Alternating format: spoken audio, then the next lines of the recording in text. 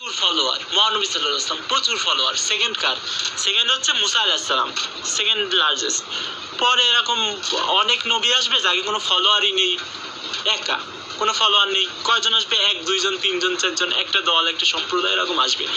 এখন এত লোক ই হবে, এত লোক জড়ো হবে, হলো হলো হাসর হলো।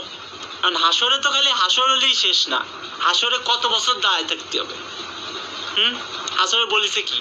বলিছে যে ঘামতি থাকবে, ওই যে কেউ কেউ হাত পা সম্পূর্ণ ঘামে যাবে, কেউ সম্পূর্ণ ঘামে যাবে, গলা ঘেমে যাবে, কেউ সম্পূর্ণই ঘামে যাবে, কেউ ঘামে এরম গড়াগড়ি খাবে, হবে না? এখন সেই সময় কি, সেই সময় তারা কি ভাববে যে সাফায়াত আনি, সাফায়াত আনলো, সাফায়াত আনার পরে কি হবে? সাফায়াত আনার পরে কি হবে? তখন তো বিচার শুরু করবে। এই কেবল বিচারের বৈধতা পালো, কেবল বিচারের বৈধতা পালো সাফায়াত।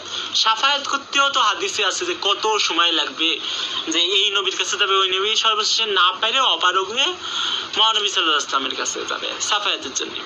তখন বলবে যে ঠিক আছে, তাহলে আল্লাহর কাছে আমি বললাম, তাহলে আল্লাহ আমার জন্য, আমার প্রতি ফেভারে আল্লাহ শুরু করবো।